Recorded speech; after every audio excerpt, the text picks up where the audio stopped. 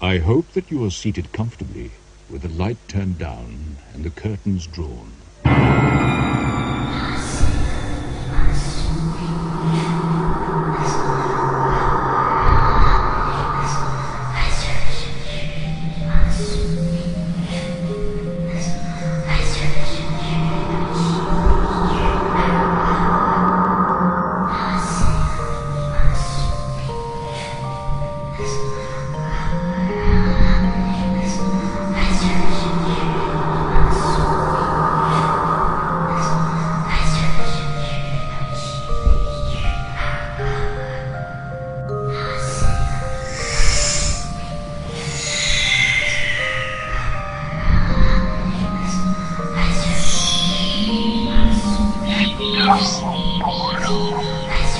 Somebody there?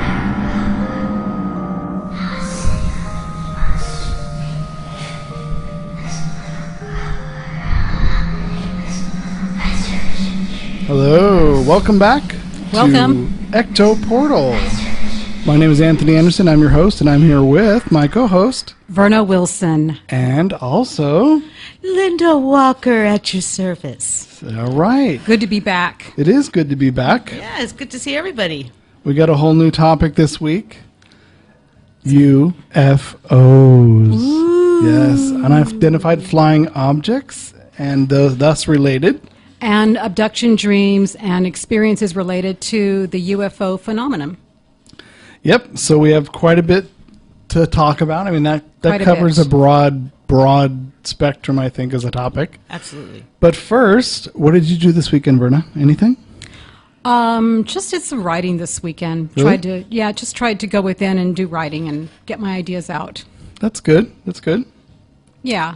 What did I do this weekend? What did you do this week? I prepped for the next 2 or 3 weeks of this show so I could have it all ready to go, because I'm one likes to plan ahead and have everything set. I'd rather spend one day doing it all so that we can just roll right into it and I don't have to spend an entire day doing it again. I actually did some of that myself, looking up articles and looking up things and just jotting down ideas for the show. So I did part of that too. That's cool. Yeah. Well, research is always good Oh, for yeah. any radio show. Are you doing Definitely. anything special this weekend? This weekend, I am, as a matter of What fact. are you doing, Anthony? I'm glad you asked, Linda. Me and Jackie Cleve, my partner in crime when we investigate, Yes. we are going to spend the night on the USS Hornet over in Alameda. That sounds Really fun. It is pretty cool. We do it. It's called a Paracon, the Gray Ghost, and the Alameda Paranormal Group, who pretty much is a resident paranormal group on the Hornet. They do fundraisers, help them raise money for the Hornet Museum and to keep it going. It's a huge ship. Oh, it It's is a huge ship. I've always wanted to go on that, actually. You should. It is haunted. $20 will get you in, and you can see the aircraft. Exactly. You know. But they have a conference. Lloyd Auerbach's going to be there. Chris Williams from Ghost Hunters, her very last paranormal investigation ever. Don't ask me Really? why. I guess Last one ever? last one ever, and I'm assuming she will tell us why. Another person who's from, I don't remember the name of the show, but it's like the Ghosts of Somethington. It's on Discover America, or Destination America. Sorry, it's another show about an entire town that's haunted. The whole show is around Nick Groff, Elizabeth Saint. Investigating, this other guy investigating different calls that the police station gets in. Now, I got to say, I watched one. It was okay. It was interesting. And then I watched two. It seemed kind of faked to me. Like, suddenly they were trying to find clues and put them up on a board, and they were trying to investigate this woman's house, and magically an old watch dropped from the ceiling panel, and it just all seemed a little It seemed a little bit staged too to me. fixed. Yeah. So I stopped watching and told myself I can never watch this show again. So I won't. And that happened to Ghost Mine. I don't know if you ever saw Ghost Mine. I saw Ghost Mine only once, but not. It's like I don't this- have cable, so. What is it? He was like an investigator. I don't remember the premise now. And another woman was with him, and they investigated the mines because they said they were haunted. And my thought was, how do you make that last for 2-3 years. That's true. I mean, that's a lot of mines to go through. You know, It's just one mine, as far as I Just can one? tell. Oh, I've only okay. saw So it's one. only one. I only saw one mine. speaking too, of but- mines, a couple months back, I went to Black Diamond Mines, and Oh, okay.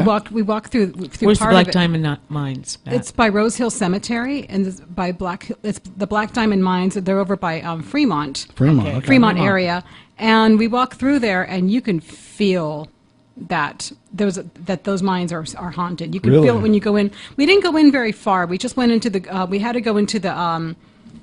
We went by the visitor center inside the mines. They had Okay. a little visitor center, but even when you go in there, you can just feel it. It feels so dense. I mean, all of course it's a mine. Of course it would be dense, but you can really feel the energy. You can feel that there's something lingering around. Mm-hmm. And Rose Hill Cemetery, you can definitely feel it there too. I know when I was at the Collar Mine in Virginia City with Terry, we had a little tour. There was like 5 or 6 of us in there, and there was no kids. And when I'm recording, because I'm like, what the heck? Let's see if it's haunted. So we go into the mine all over, and I'm recording. We stand just inside the door before we come out, and a woman's explaining Adolf Sutro and how he bought a lot and dug a lot of the old tunnels in Virginia City, and then he sold it and got out just before the financial collapse, and they couldn't find any payout. Right. But I was recording, and I played it back, and you hear a little boy go, "Who's that man in there? Trippy. Wow, did you say, who's that man? Who's that in there?" man in there?" So a little boy saw you then. Yeah, And he so said, that was Do you have that interesting. in your archives? I do. Not here. I mean, in your usually when you have your website, when you I did make a video of that. So if you go to voice VOICE 2 voice evp.blogspot.com.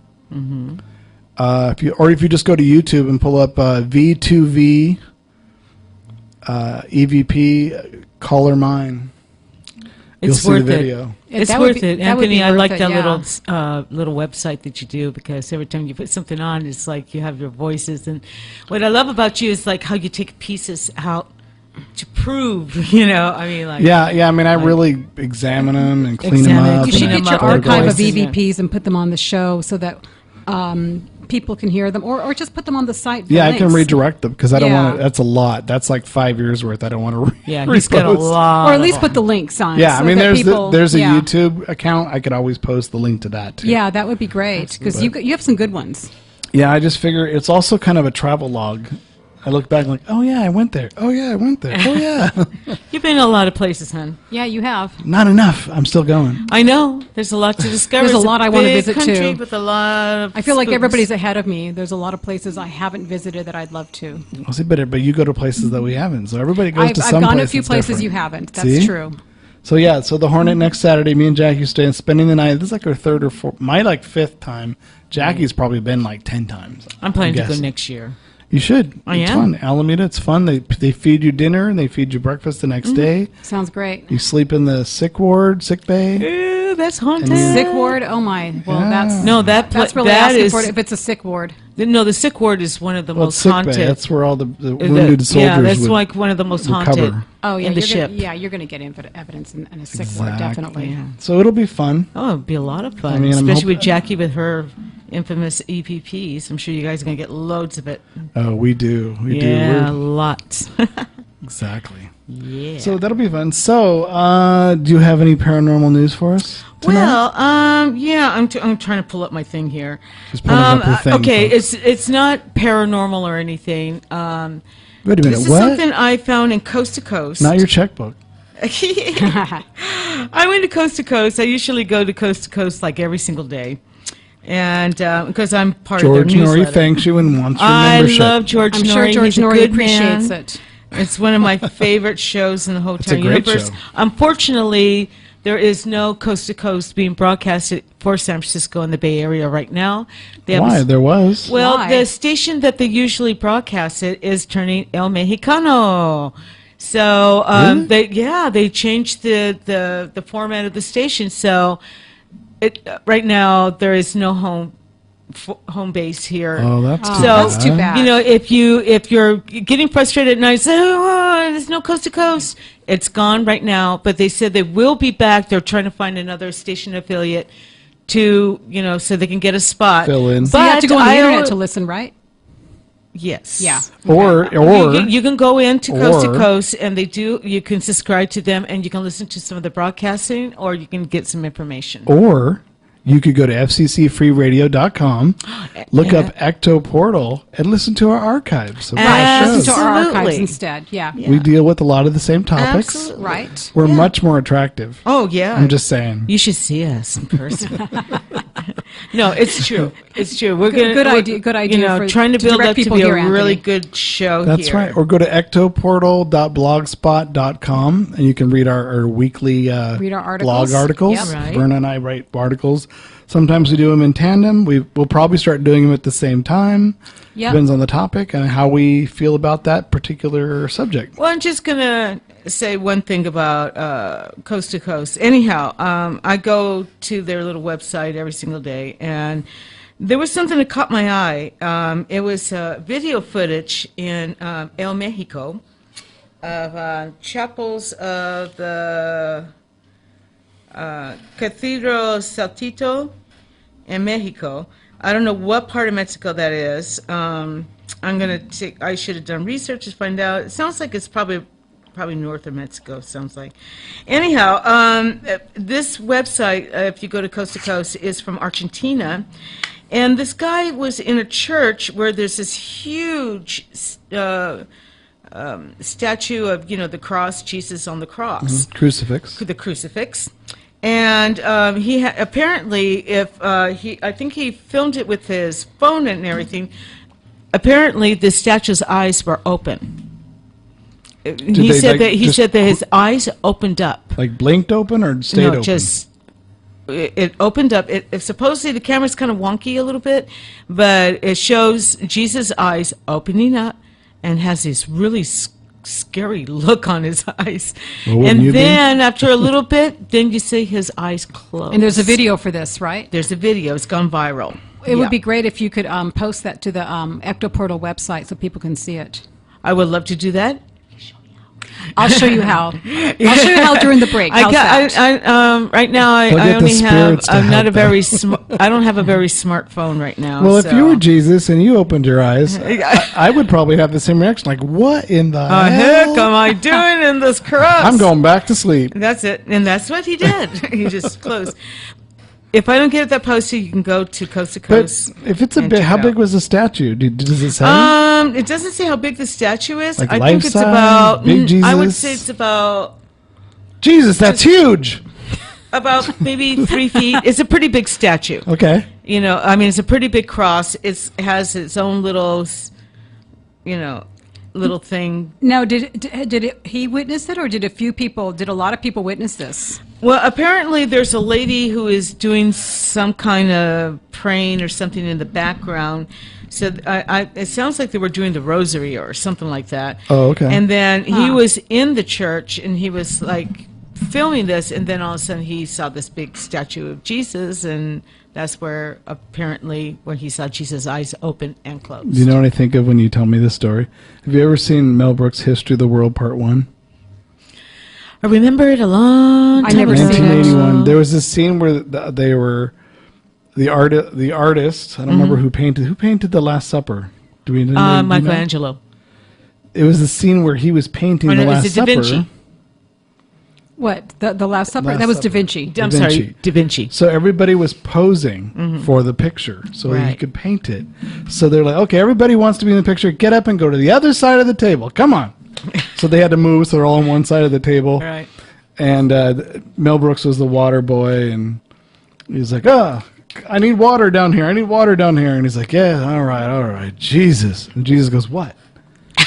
And Mel Brooks looks around and goes, what? What?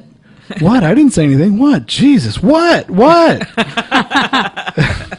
There's certain parts of that movie that still make me laugh, but that reminded me of that. I don't know why. I know it has nothing to do with that. So that was is that all? Is that all you have? No. I have more. Okay. Let's see. Like I say, I've been really bad about this. Don't cry. Oh! I was doing a little bit UFO searching too myself because So what did I'm you- what into did the you- subject anyway. Do you But have anything you Well, got while I'm looking for my the thing? sad state I fear now is there's so many fakes.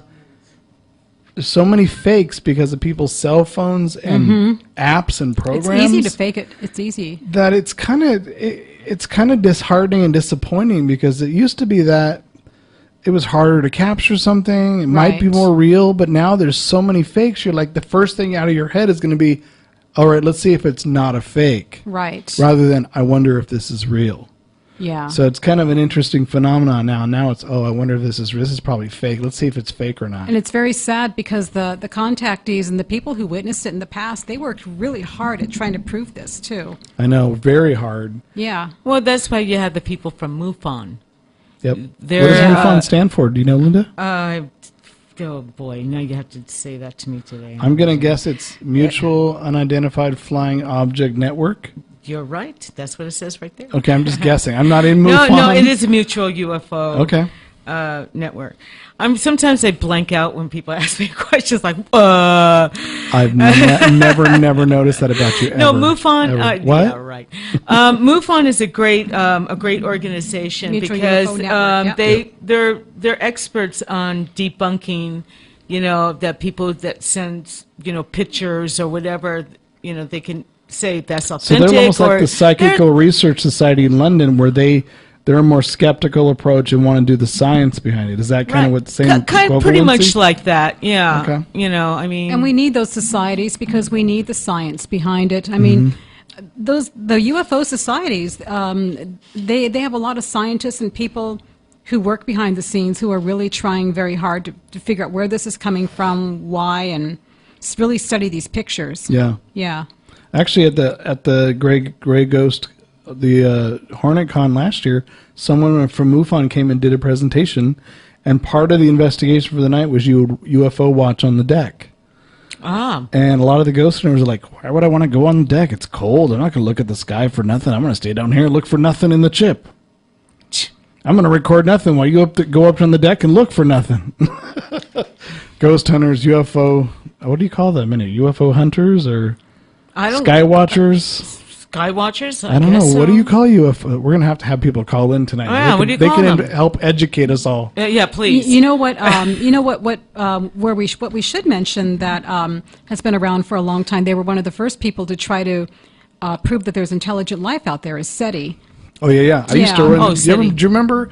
I don't know if you had a computer in the 90s. Right. They had a little downloadable program. Oh, we had a SETI download program. Yeah, That on you our could let- computer. did. Your Yeah. computer would run and examine chunks My of husband it. set that up. We had to have one. After we It was saw the first thing I did when I got a computer. I set up the SETI program. after we saw Yeah. the Jodie Foster movie. Oh, yeah, Contact. Yeah. Contact. And when they came out with the SETI program, which I think it was Coast to Coast that started.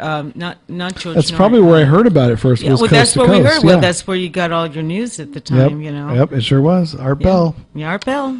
Good old Art. Yeah. Hopefully he's better now. I know he was sick recently, too. Yeah, I haven't heard anything about him. Well, hopefully he's better. I'm sure he's fine. There's also the National UFO Reporting Center. A lot of people call and tell all their sightings to that place too. Right. So they report them all. Yeah. They report them all. Yeah. Well, also, I've been hearing stuff about NASA. Just recently, just put out some documents that talks about what are the astronaut. This is all documented. They're not leaving anything out. They're also talking about the astronauts on the moon, what they saw. Mm-hmm.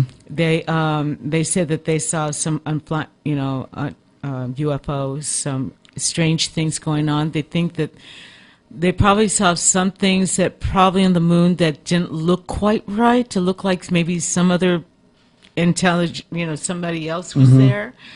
So it's like this whole document that they put out and talking about the UFOs and what they saw and all this stuff out and that was going on at the time. And I know they released, like, what is it, 400, 500, 600 pictures from the moon landings that were never released. Right. So they released all these photographs. Yes. And they were much nicer than the ones that have been circulating for decades. They just released this whole lot because they got so many conspiracy NASA people. I don't want to call them nuts because some of their points are kind of valid. I kept asking for more. Like, there's got to be more photographs. If you guys were photographing all this time, where are they? And lo and behold, they released this big old pile of photographs. So, wow. Yeah, I just saw that. Where did you hear about this? The news from NASA. Where did you read this? It's just in some UFO sites. I go. Did they say where they heard it, or? It didn't say where they heard it.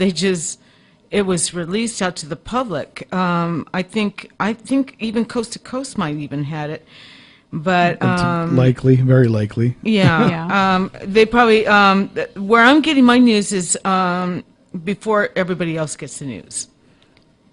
Pretty much, There's like in Dubai, they witnessed photographs of UFO over a workplace, and it looks pretty interesting. There was one in Mexico I was looking at the other day, and some people were like, "Oh, it's fake," but I'm like, there was like a crowd of like 10 people, including little children, all looking at the correct direction. There Now, seems if you to were be faking, a you can't lot get of them over there. you can't get a 2-year-old to look anywhere Right. for any length of time, and that kid was glued to it and followed it. Mm-hmm. I'm sorry, I don't buy it that you can get a 2-year-old to say, "Okay, Johnny, look there and stay there now," and not be caught telling the child that. Yeah. And there was like 2 or 3 children. So if you look up Mexico sighting 2016 on YouTube, I think it comes. I think I posted on What our, is the part? on our Facebook Is that page. like around Mexico City? Yeah. Yeah. That's interesting because every time I've read about sightings in Mexico, they always seem to be near Mexico City, and a lot of people. There's a volcano there. That's why. Well, then that would explain it. Or they like to look at people. It seems like a lot of people witness it and talk about it, and but it always happens near that one area near Mexico City. It's always around that area. This was for like some right on the reason. water on the coast, literally. Yeah. I don't know. I think they like to look at civilizations. Well, yeah, people. this is on the coast because Mexico City is like central Mexico. Well, I've heard it happening near Mexico City. They always give a central place. It's probably near, and forgive me, audience, for not, like I said, I'm really bad with names and things sometimes. It's near a volcano right outside of Mexico City because Mexico City was built on a dry lake. So originally, Okay. and then I didn't know that. Oh, you didn't know that? No. No, I didn't yeah, know well, that either. originally My it was Irish built on a background lake. did not inform me of that. My mother came from Mexico, but she never told us that either. Yeah, But my she didn't- mother's from Guadalajara, and she didn't even know. Yeah, she didn't know, but I don't think she said. But Mexico there's City. also a Yeah. volcano near Mexico City, and there's been a lot of Did they sightings. get power over from there. it? I guess so. There seems like a lot of UFOs. That every time I see news about it, and it's always like somewhere where they have a volcano, like out in South wonder if America. it's like Like Mount electro- Shasta. Maybe. There's been sightings Yeah, of there's Mount been Shasta. a lot of sightings in Mount Shasta. But I wonder if it's electromagnetic fields and That's stuff what I'm from thinking. the lava. Maybe they're just gathering Well, energy. there's definitely a lot of energy spots around Mount Shasta. When I've been there, one time I camped over in Panther Meadows, and that's big energy field there. So I can see why they would be attracted to that area if that's the case. No, man. I don't want to talk about what it's made of. I'm eating this. What's the matter? The food ain't that bad, baby. Eat your What's wrong? What's wrong?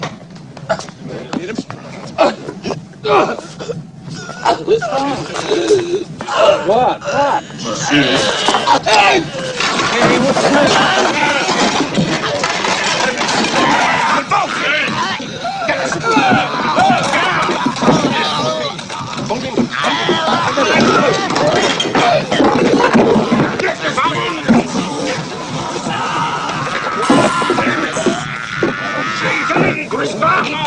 I'm trying!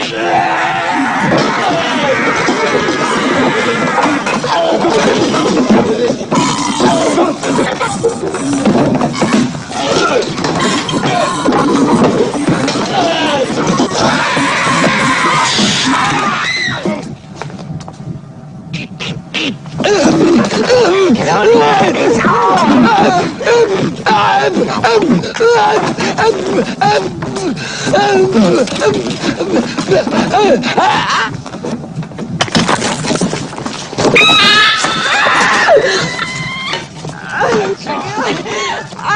God!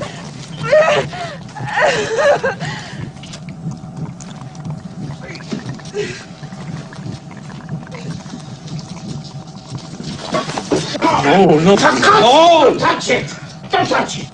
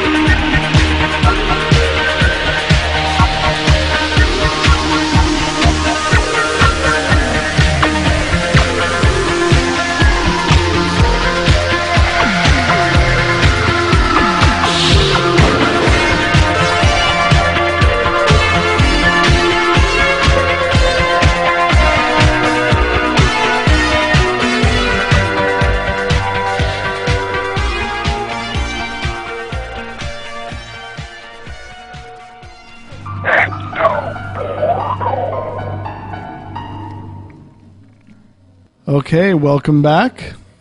The Nostromos with the Alien theme, the club mix. That was a dance mix of Alien, which you don't really hear all the time. So I thought that was unusual. Okay, now that we're back, we're going to discuss personal UFO stories, I think. Yeah. Did you want to go first, Tony, with that? Sure. Okay. Mine's not too terribly long. When I was it was in the 70s. This makes me very old. I was about, I want to say 6 or 7. I was camping with my two older brothers, younger brother, and my stepdad and my mom on Mount Rainier in Washington State. And I remember we had driven up. It was already dark by the time we arrived, so we had to actually unpack the car and pitch our tents and get our campsite set up in the dark. And there were other people that were kind of around. It was this open parking lot area, and then the campgrounds were in the trees, which was on the outskirts of this round parking lot. So we all get there. We're pulling all our stuff out of the car. I'm in the car getting my stuff, my sleeping bag out. And we hear commotion in the middle of the parking lot, people standing around. And my brothers are like, come out here, look at this. I'm like, what? We pull out and look, and above us is this giant round object with lots and lots of bright lights. What color was that round object? You know, it was so bright, I couldn't see the color of what it was. What about the lights? What color were the lights? Kind of warmish yellow, not really white. They were more warm yellow. I know. Were they blinking back and forth? Or circular? You know, I honestly don't remember that much. All I know is I got out long enough to take a look at it, and everyone's like, what is that? It's not a helicopter. It's not a plane. And it was right above us, and we're in the mountains. We're not like, you know, out in the middle of a straight area where you could see everything. Mm-hmm. There was trees around, so we had to come down into the clearing above this parking lot. We're all looking at it. Everyone's like, oh, my God, it's a UFO. It's a UFO. And we're like, wow. Next thing you know, bam, it was gone. Oh. Just gone. Wow. So I only got to see it for maybe a minute and a half, 2 minutes. Well, that's a pretty long time. A minute is pretty long, actually. But for a 6-year-old, it probably was less than that. But for a 6-year-old, it's the world, you know? Right. So it was gone. And I remembered that. I thought, wow, that's really strange. But that everyone else around had seen it too, and they're all excited and talking about it. So, and I don't think it was ever reported. This is the 70s. Not a lot of things were reported. People didn't make such a big deal about it. They, well, that was really cool. That was unusual. I wonder what that was. So, yeah, that's my own personal UFO story. Wow. How about you? Well, I actually have, let me just go ahead and go to the ones that I remember from childhood the most. Okay. The first one was when I was 12 years old. I was living on Hamilton Avenue in Campbell in this apartment complex, and it was a sunny, very bright summer day. And actually, Linda witnessed this too, although she doesn't remember it. But we were all, everybody, Linda and I were in the apartment, and everybody else was in the pool area. There was people always outside in the pool area, you know, lounging and everything. Right. And then Linda and I step outside, and we were just about to go to the store or do something, and all of a sudden, everybody starts freaking out. And they go, look! And right above, in broad daylight, in the sky, was an object that looked round, that was whirling around and around, and everybody's just standing there going, whoa, look at that, that's a UFO. And one guy even ran into his apartment to get a camera to take a picture. I don't know if he got, I don't remember if he got it out fast enough, but we're all just standing there, we're all just pointing, we're all just staring, and all of a sudden it just like took off and disappeared. And this was broad daylight, clear blue sky. Do you know how big it was? Could anybody guess? I'm trying to think back in my mind how big it was. It wasn't that big, but we remember it being round. We remember it being silver, and we just remember it whirling very fast. Was there any lights? No, not during the day. I didn't see any lights. So you just saw the actual craft? I just saw the actual craft, and you hear most of it at night. This time it was during the day.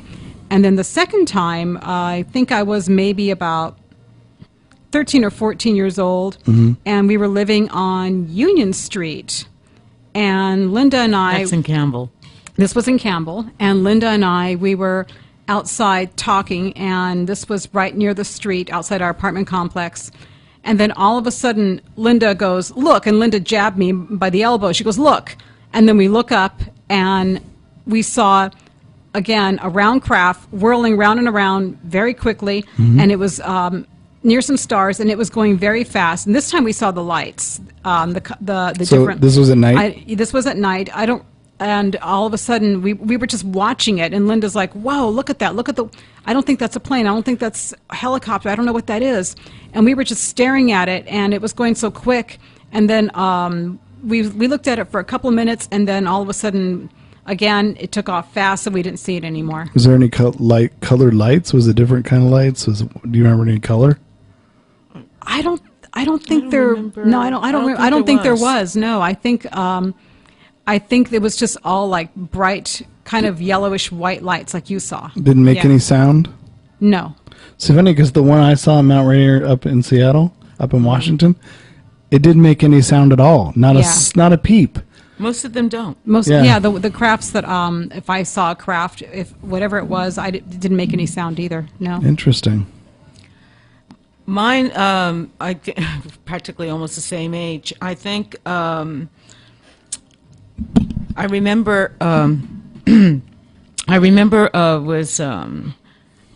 I was in 7th or 8th grade. I was in 8th grade because I know I was 13 years old, and I was. I befriend a lot of friends. All my girlfriends were named Linda. We were like the Linda clan. Oh my God, clan. it's like I had Heathers, like but Linda. 5 Lindas as my friends. Anyhow, they were part of the Masonic Order of Rainbow Girls. And they wanted me to join the Rainbows. And so I went to a rainbow meeting with them. And one of the girls lived up in the hills, up in San Jose. And we were coming back from a rainbow meeting. The older sister, of course, she was driving. And we were driving down this road. And it was a little high up. I wouldn't say mountain or something like that. And I was looking on the right-hand side of the window where I was sitting. I was in the back. I was noticing I saw a disc, a silver disc, hovering over the trees. And I looked, and I looked at and I told the girls, "Hey, did it stay put, or did it move around at all?" It was just hovering. Hovering, okay. Just hovering, and it was huge. And I was telling the girls, "Okay, hey, you guys, check it out," and everything. And the girls kind of looked, and they're like kind of shocked, and the other girl's driving. And I don't know what happened or exactly what happened. It felt like time kind of stood still for a bit. And I felt like I was the only one seeing this.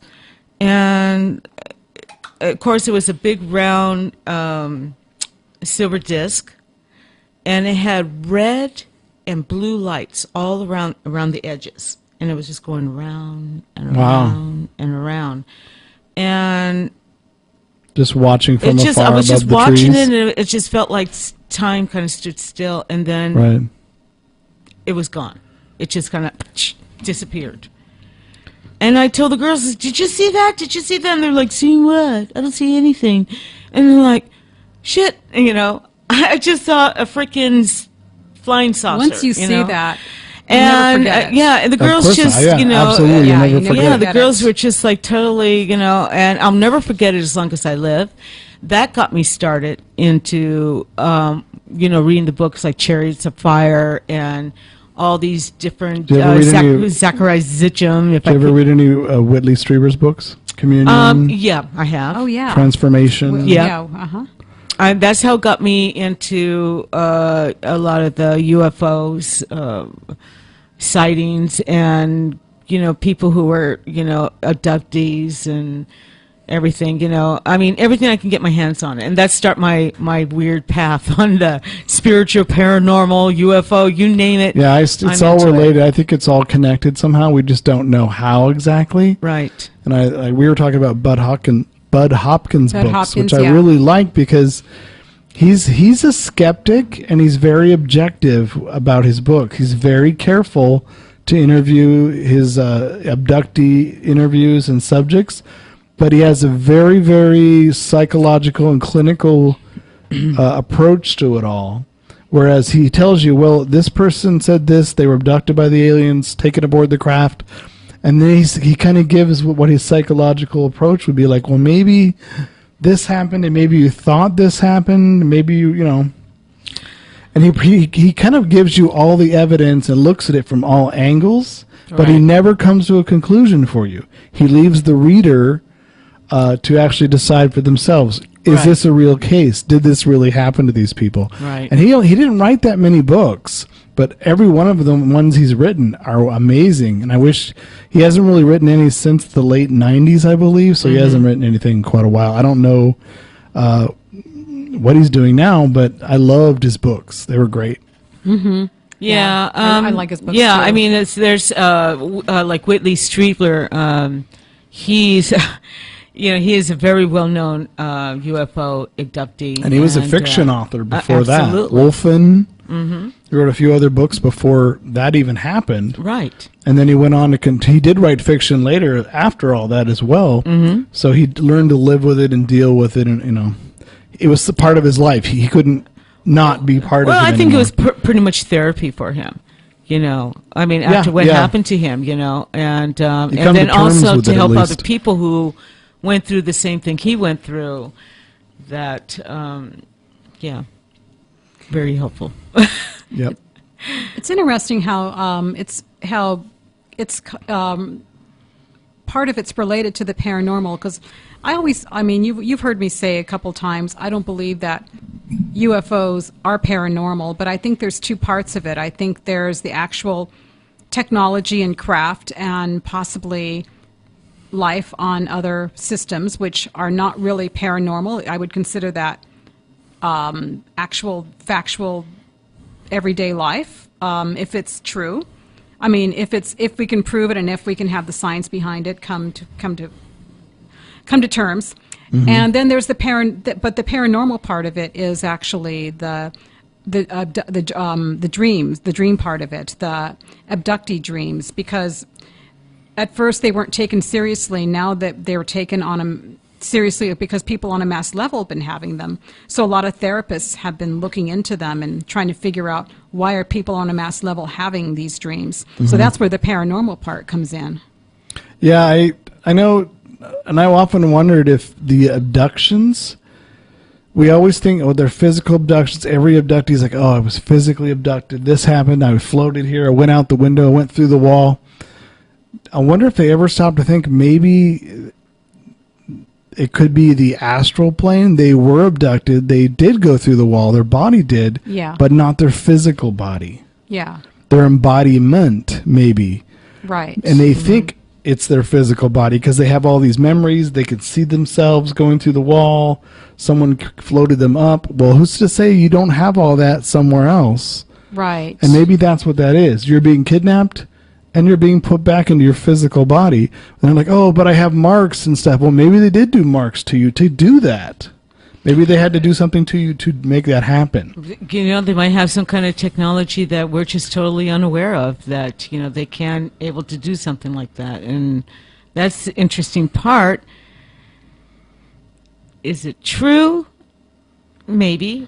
Maybe they could be walking in their sleeps and probably mark themselves. Or Well, if we only see UFOs briefly and they vanish, Right. who's to say when they're in their crafts, they vanish quickly? We see them occasionally. Right. But maybe if they're down here looking around and checking us out, maybe we don't ever see them at all. And maybe some of the stuff we record as paranormal investigators is them. Right. But we don't see them. We don't hear them with the human ear all the time. Sometimes we do.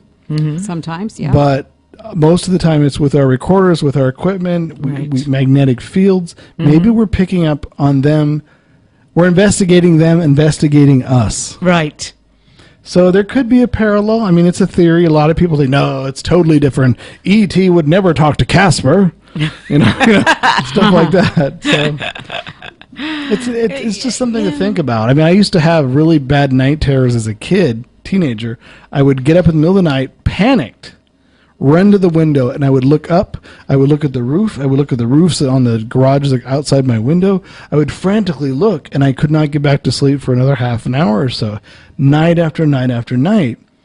And in the 90s, when I worked at the post office, lots of overtime. Late one night, I was getting off work. It was a Monday morning, technically 4 a.m. graveyard shift.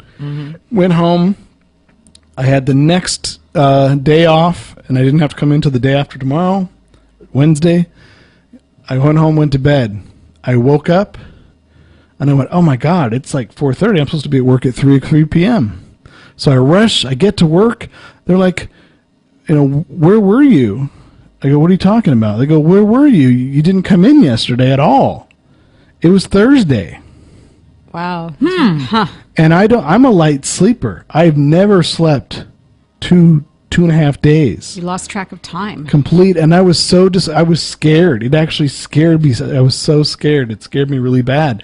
And like, you're just joking. They're like, no, it's Thursday. We were wondering if you were going to come to work. We called. And sure enough, they left messages on my phone machine.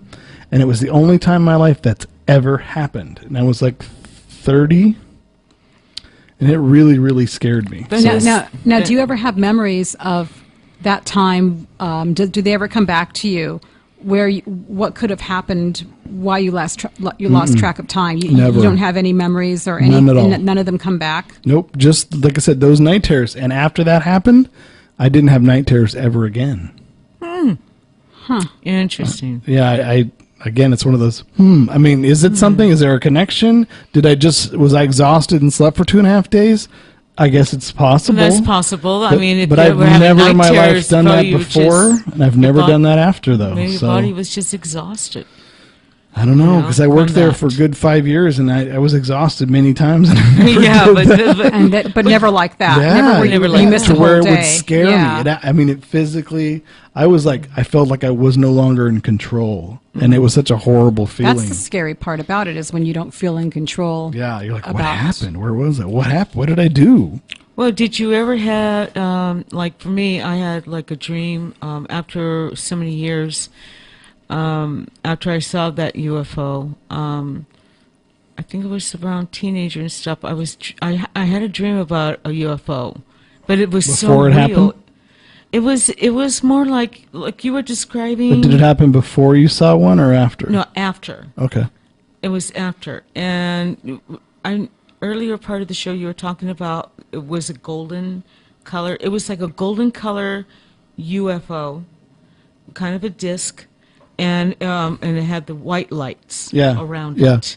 Yep. And it was just hovering over a building in my dream. But it was hovering, but it was like nighttime, so it was kind of glowing. Who's to say it was a dream? Maybe you were seeing it, but not in Yeah, your no, physical it body. was Sit about in your body and see it was it. so real. It scared the bejeebies out of me. There you go. You know, I remember her and mentioning I'll never that, forget too. that. I'll never forget that dream, because I'm like, did I, saw it or not? Wow. Who knows? Hold that thought, because we're going to go to the station break, and then we're going to have a music break, and we're going to come back, talk a little more, and we'll take calls if you guys are willing. Yeah. If anyone's willing to call in and share Please one of their give stories. us a call. Talk to us. Yeah, we'd like to hear your comments and your stories, please. All right. We're going to go ahead and Call play, Jackie. and we will be back. Yes, Jackie, did you hear that? Linda said you Call must call. us. We want to hear from you. Here we go.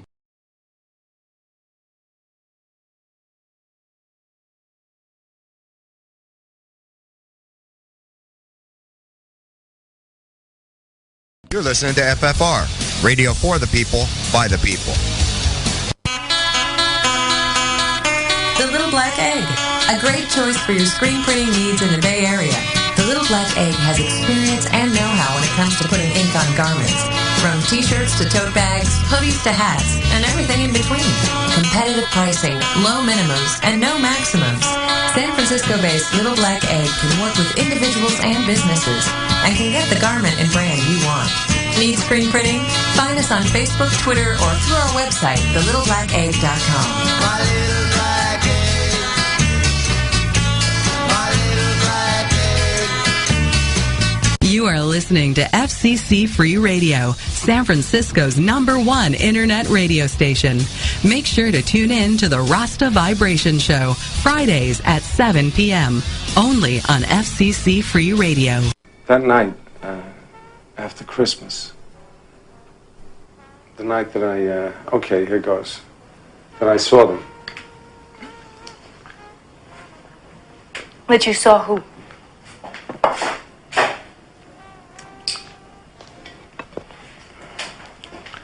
Someone came for me that night. Who came for you? Somebody came into the house. And, Wait a minute. What did you say? somebody came into the house and took me, and They gave me a shot in the back of my skull. And this is ridiculous. They were small, bluish skin, and there were others. Long, thin faces and big eyes. And this is the tough part. They did not appear to be human. So, I think we should try and take some calls, you guys. Sure. Should I give the number out and let them think about it and we can continue on? Yeah, give the number Absolutely. out, and then we'll see if some calls come in, and we'll just keep talking till we hear a call. All right, sounds good. Okay, the number to call, folks, is 628-444-3202. Again, 628-444-3202. If you have a UFO story of your own, you'd like to share a sighting, an experience, an encounter. If you are an alien, we'd love to hear from that. Maybe you'd like to call down from your ship. Linda would like a ride home. If you'd like to give Linda a ride home. Would you like to give me a ride home You in can a abduct UFO? her. And that'll be a very quick ride home, too. So it's a short trip. Very. So, all right. So hopefully we hear from somebody. That would be really nice if we can hear from a few listeners. Yeah. All right. So now you wanted to share a dream you had? Right. This was a dream that I had in my 30s. I can't really label it as an abduction dream or a UFO-themed dream.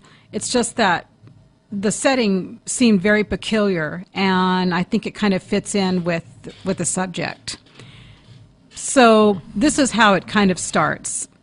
In my 30s, I had a real hypoglycemic problem where in between meals, I was always shaking a lot, and I always had to eat something and carry snacks in my purse. And Linda remembers this very well because whenever we used to go out, it drove her her and my mother nuts for a while. Did you carry snacks for her too, Linda? Always.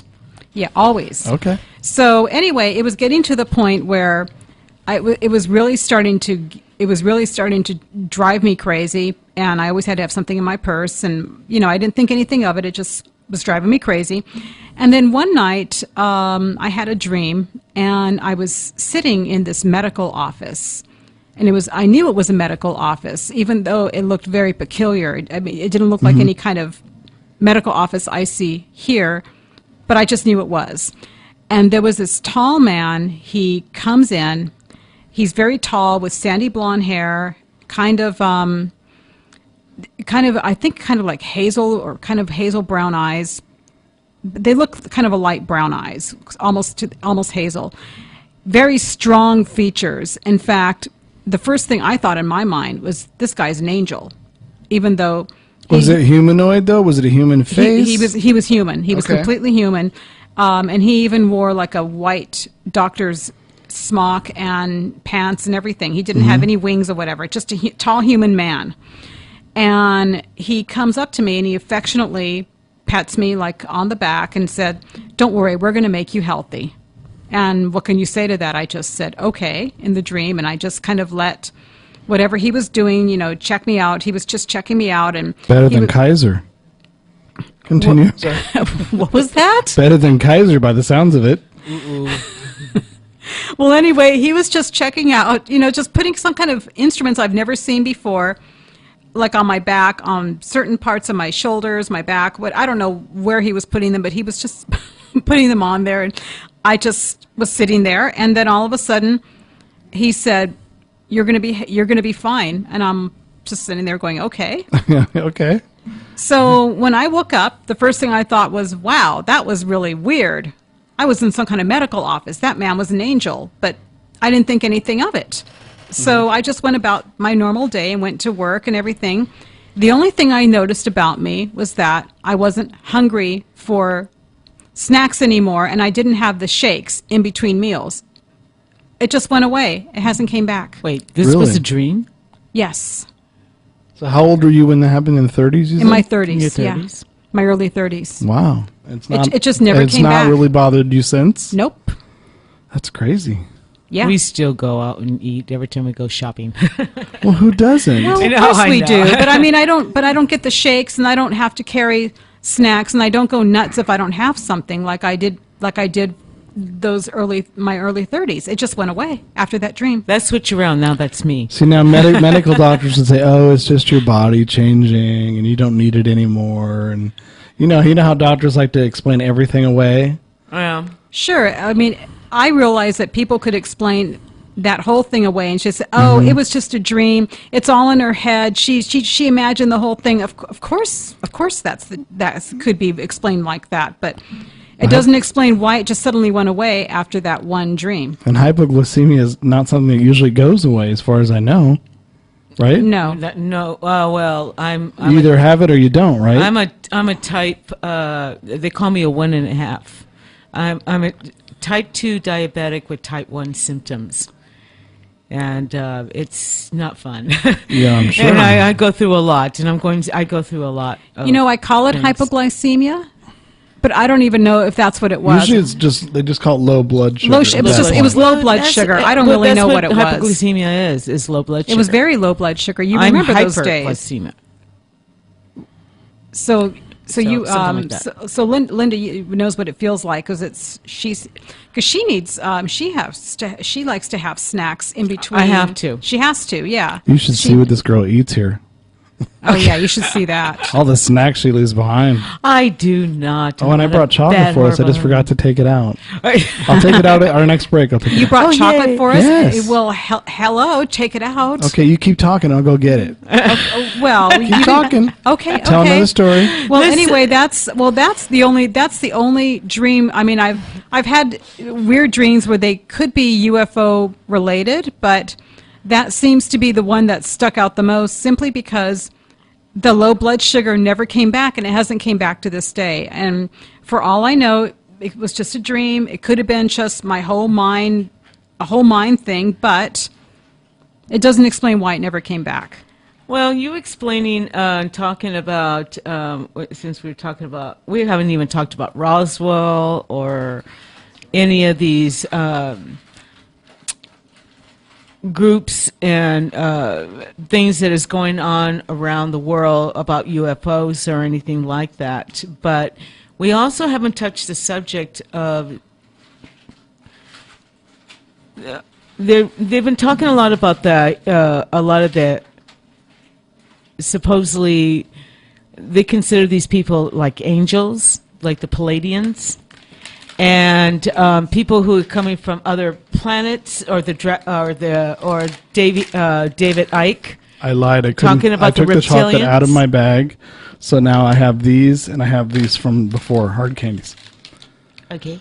What is it? These are Coffee Rio, creamy rich, sugar-free, and these are hard candies that are tropical fruits, sugar-free. They're both good. Okay. We'll sample some. Okay. Go ahead, Linda. I didn't mean to interrupt your story. Oh, that's okay. I just wanted to tell you the disappointment of not having chocolate so you wouldn't hurt me later. But I like to touch on the subject. This kind of considered part of the paranormal, supernatural, whatever, UFO thing. Do you think Roswell happened? Yeah, I think Roswell did happen.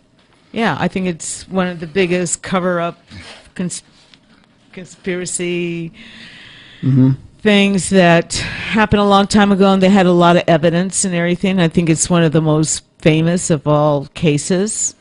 I have been kind of near Area 51 when I was going to Vegas and coming back from Vegas, that we weren't so far from Dreamland. Yep. I have never been up to the mailbox, but my next trip I'm planning to go up to that mailbox, but there's been a lot of things going on lately. What did they call it? It's the famous mailbox, mailbox. The extraterrestrial highway? Is that not what they call that? They call it Dreamland. It's Area 51, and they call it Dreamland, the land of Nye. She watches Coast to Coast. I sure do. That's how I learned these terms. But it's She's true. Been That's a big Coast to Coast fan for years. So have I. I love that show. But that's how I learned more about UFOs, and it got me more into it and everything. And now my husband and I are talking about doing a trip to Vegas one of these days in our car, and I'm planning to go back, but I want to make an off turn and go to Area 51. Recently, there's been video footage of people going up to the famous mailbox, and there's been a little activity with the government chasing people away lately. They should be used to that by now at Area 51, chasing people off. Oh, not recently. This has Area been 51. more. Well, This has been more like, well, that now People that always take everybody has pictures of the their sign. That's as far as I see. more they people go. have their phones now, so now they're starting to record more stuff that is going on. Like these folks were coming, and up in the hill, they came up with full on guns and pointing at them. I saw a video of that, and also they were transporting something. It looked like a UFO type thing, whatever, and the helicopters, it's a black helicopter. I mean, just all kinds of crazy stuff. So it's so hard not to, say, hey, this is fake or anything like that. Everybody has their smartphones now, and the government really can't hide too much from us because, people are constantly recording. Well, I think the government still, they use their biggest weapon they've always used, and they'll probably always use it, is let's spin this on a crazy person so that anybody else who's talking about the same thing, no one will listen to. Find one or two Looney Tunes, and then no one else will even pay attention to anybody else. That's the sad part about it, too. It's always worked, and it always will work, I think, for the government, as long as they keep doing it. That's true, but then sometimes the government is not there and not taking over whatever these folks are doing, and they get away with it. It can happen. I think it's an agreement. I think it's an agreement with whoever, someone else, that they can come, observe, look, study us, not interfere with us too much. Sometimes they do, and I think they're maybe allowed a little bit. Cattle mutilations, I bet you that's probably allowed. Testing. Right. Comparisons, see what happens, watch people. This could be our ghosts around us. These could be people who are following each one of us on a daily basis, learning about us. So what do you think? What do you think these UFO people? I mean, some people do believe that we originally were planted here. We're like star seeds. They call us star seeds. That the aliens are the ones who brought us here. Some people think that we came from Mars, and the planet Mars was dying, and they somehow, some way, got us transported to Earth. Who's to say it's not a mentor program where somebody else put us here? We evolved, became society that we are, and now they brought someone else in to observe us, who's perhaps going to get their own opportunity, but they want them to see what we've learned, good and bad, so that when they do their thing, it'll be different for them. Maybe they'll evolve in a different way. Maybe we're an ongoing set of children looking after the other children, and so the young ones are watching the older ones to see what to do, how things work, and then they get their own chance. It could be something like that. I mean, who knows? I'm just guessing here, but Verna? That was actually what Zechariah Sitchin was trying to talk about with the Sumerian tablets when he talked about the writing on the Sumerian tablets, and it talks about a race of beings who were here, who came from a planet that was that's beyond. I forgot what he said. Planet. He named what the planet was. God, it was a long time ago, that workshop. But anyway, they were here, and they were actually part of the first human beings who were here. I should really go back to the notes on that workshop. But actually, what I wanted to talk about was an experience. Was an experience that I had when I called. I actually made a phone call to Colonel Robert Sherwood, who wrote a lot of rare UFO books. I was buying these books. These were books about George Adamski and some other books that he wrote. Look up the name Colonel Robert Sherwood, and you're going to see that he published a lot of rare UFO books. But anyway, the one book that I was interested in was called Angels in Starships, and it was actually told by an Italian named Giorgio di Batanto. And I got so interested in reading the book. This man in the hills of Italy with his girlfriend ran across these people who claimed that one of them claimed he was the Archangel Raphael, but they were just human beings. And they claimed that they were here to visit and live among humankind to see if they can observe our ways and our planet to help us. And they actually made friends with him and his girlfriend. And he told Robert Sherwood the whole story. Robert Sherwood made a book out of it. I got so interested in the story that I actually thought, I want to interview this guy. And I wasn't even working for a publication at the time. I mean, the only time I ever did any kind of journalism was for music. But I thought, I really want to interview this guy. And I thought, I don't care what, I'm going to find a publication who will take the story. So I saw that there was a phone number, and I called Mr. Sherwood, and I said, Mr. Sherwood, I said, excuse me for bothering you, but I read your books, and my name is Verna Wilson, and I'd like to find Giorgio Di Batanto because I'd like to do an interview with him. Do you know where I can contact him? And he was so nice. He talked to me, and he told me all about, his research, and he told me about Mr. Di Batanto, that he met him, and he said, let me try to get a contact. Let me try to see if I can get a contact for you, like a phone number or an address. I said, please. I said, I would love to do an interview with this guy. So he got back to me, and he told me, he said, I can't find a recent contact for him. The guy's moved. And he said, look up his name. He said, I'll help you. And the internet didn't have a whole lot at the time. This was at the time when the internet was just starting, and it was very primitive. Very primitive, right. So he said, I'll look in my sources, you look in yours. And he actually sent me a letter, and he sent me a postcard saying, it was nice talking to you. Please call me anytime you want to. I mean, he was very nice, told me to call anytime I wanted. And he actually sent me some flyers that talked about his books. And then later, Mr. Sherwood passed away. I read later, but I found out that he actually covered a lot of subjects in ufology that was not covered at the time. And I was very lucky I got to talk with him, and I was very lucky that I found those books because they're very hard to find. And I wish to this day that I could find Giorgio Di Batanto, who he spoke with and wrote that book, Angels and Starships. Because would he be alive realistically now? Well, I don't know. This was done back in the 80s when he interviewed him, I think. So he seemed like he was, I think from what I read in the book, that the guy was in his 30s, I think. So he would probably still be alive, yeah. I bet you George Norrie or Art Bell would know if he was still around.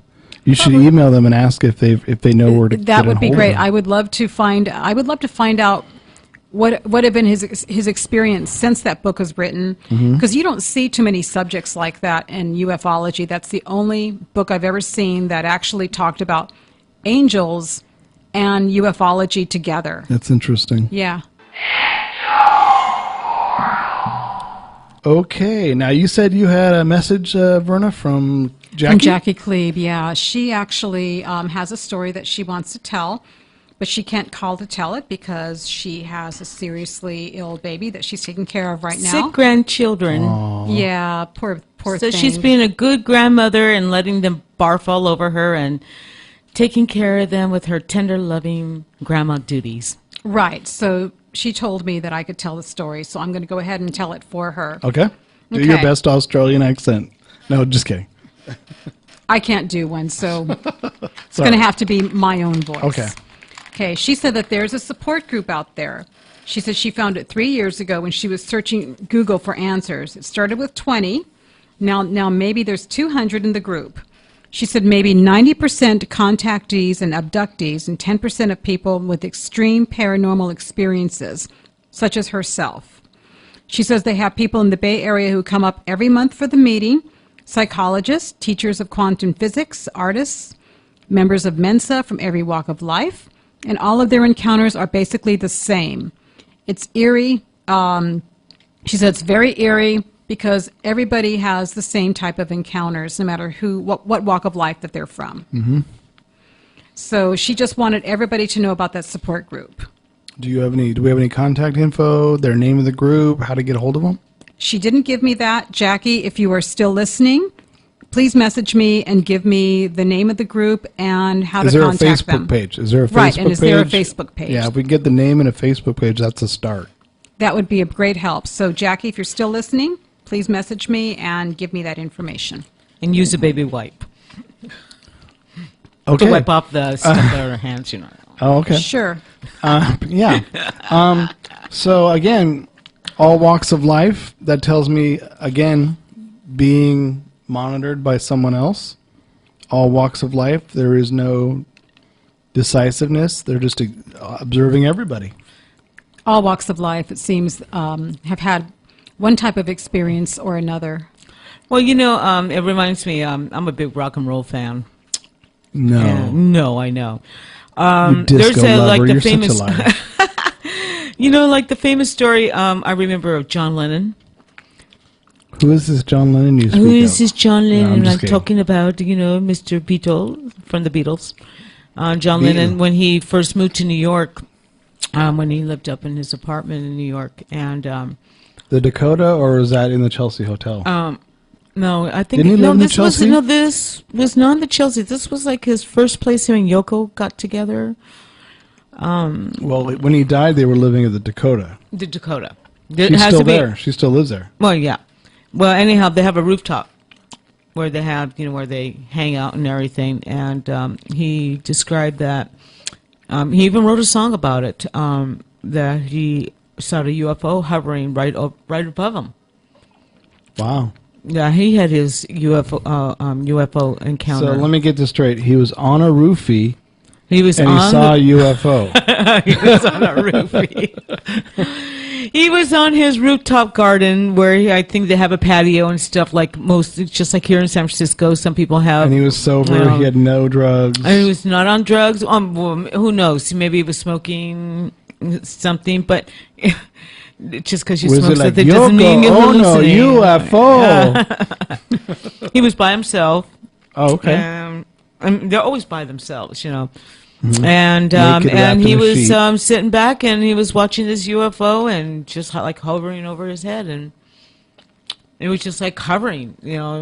Maybe they thought, you know, if we steal that guy, we could maybe start another Beatles where we're from. Maybe that was their intention. Like, we could snatch him right now. Ooh. Mm-hmm. But I guess he didn't. Then they thought, That you know, didn't let's happen. get him. We won't take Ringo. Maybe just Paul and him. I don't know. So I have one more thing that happened. I don't know if you really want to count this up as a UFO experience or not. But this was in my 30s when I was having those things happen, the night terrors and stuff, all the way from my 20s into my 30s. And I remember going to work in the morning, and my ear was really sore. My whole ear was sore. The back of my ear and the bottom was all red and sore. And I thought, why is it so red and sore? And of course, I'm feeling it, and I feel a big bump. I go, oh no, it's a big pimple or an ingrown hair.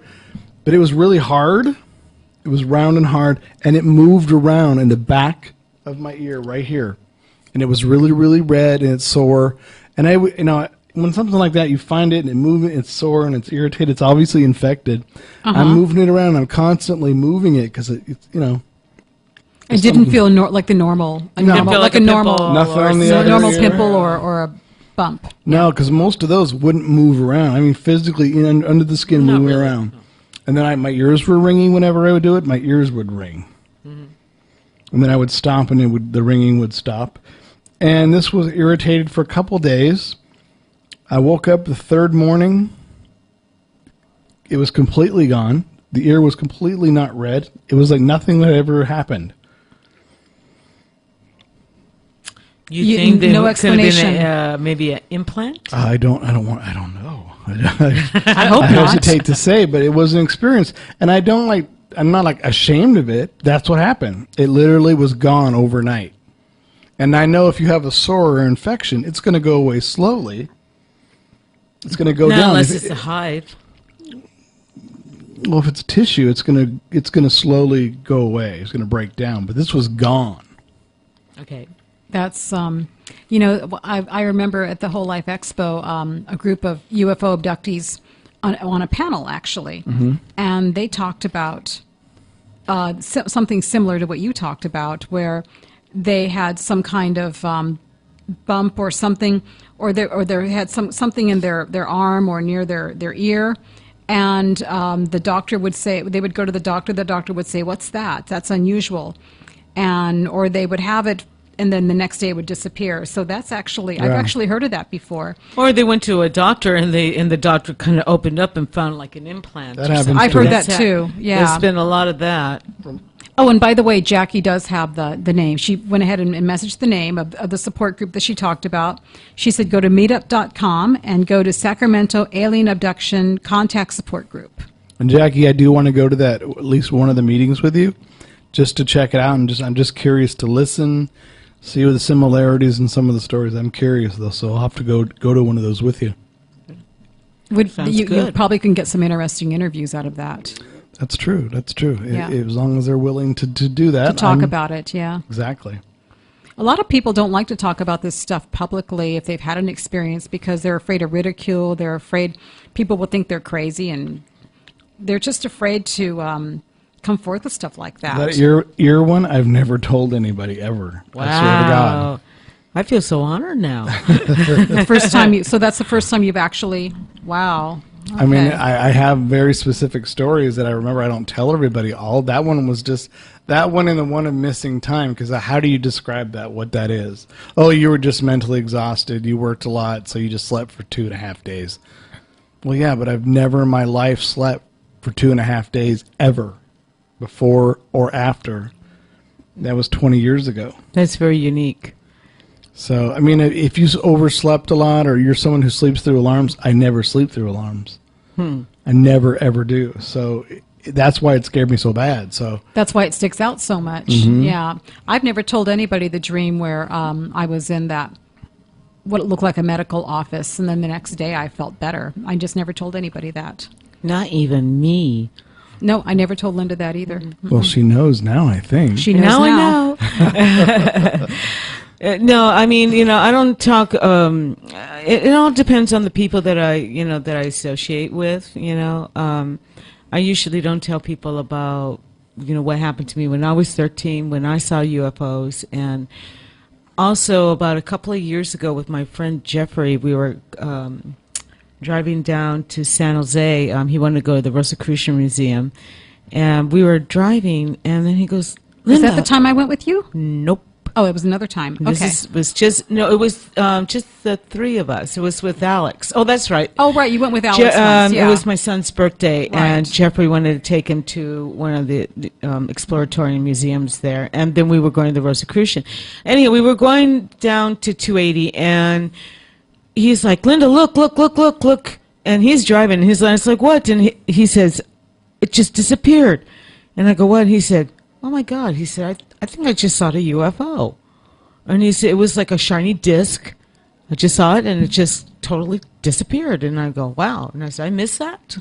I didn't see it. I wasn't paying attention. I noticed that the more people that seem to be around when there's a sighting, there's always one that completely has to deny everything. It's not it's a plane, it's a helicopter, it's something always other than what everyone else might think it is. It's like, it's not a UFO, it's a weather balloon, it's a plant, it's a tree, it's a frisbee, it's a toy. They have to explain it away, and sometimes there are times when they actually could be right, but then there's times when I feel like saying, how the heck do you know? Well, they're so afraid to admit that it might be. That it might actually be. Well, I mean. And now we got drones to worry about. So that's true. That's true. People are going to start making drones look like UFOs. That's probably already happened. Yeah. Well, I wouldn't be surprised that he saw a UFO because we were getting so near Moffett Field, Yeah. Passing Moffett Field. That's in 101, I'm sorry. But, we have so many things up in the sky. Yeah. Planes, drones, helicopters, you name it. We got all these all the more crazy things, shit the on the sky is so hard to identify. That's why we call it UFOs, because we can't identify that particular aircraft or whatever is zooming down the sky. It's just like about a week ago everybody saw that big shooting star, the big UFO. It was a Chinese space junk from China. Oh, really? Did it fall from orbit? Yeah, it was even shown in San Francisco. Oh, wow, I it went missed all that. the way, and it was just falling apart, and it looked like a UFO. Chinese space junk. And that's what it is, and that's because it the had thing, it is for that so many sometimes years. it is explained away. I mean, we have to take all things into perspective. Sometimes it is something other than an unidentified flying object. Sometimes it can be explained, and I really shouldn't say, how the heck would you know? I mean, some of these people really do know. They study their stuff, but I'm just saying, if you can't explain it and you don't know what it is, why try to explain it away by explaining something other than, if you don't know what it is, just say, I don't know. Yeah. That's all I'm trying to say. Yeah. Okay. Well, we got about a minute left, Okay. so we should probably talk about next week's show. Next week's show, we're going to be having Eric Radner. And Eric, I believe, is a tour guide in Sacramento in the cemetery. He does cemetery tours. Mm-hmm. Yeah, he does cemetery tours, and he also wants to talk about 19th century spiritualism and some of the seances and some of the parlor tricks and some of the parlor phenomenon that they did at the time. Right. Very cool. Yeah, we met him last year at the punk rock. At the punk rock sewing circle, the walking tour. The in walking Soma. tour. Yeah, we met him last year. Yeah. All right, we're going to sign off for the week. Until next week, we do the cemeteries with Eric. Yep. Have a great week, everybody, and try not to get abducted. And sleep soundly. And we welcome any comments and messages from you. Please let us know what you think. Ecto Portal on Facebook and ectoportal.blogspot.com if you want to check out our blog articles. And ectoportal at twitter.com. There you go. And make sure you go back to fccfreeradio.com and look up Ecto Portal for all of our archived podcasts and this show as well. We'll see you next week, folks. Bye, everybody.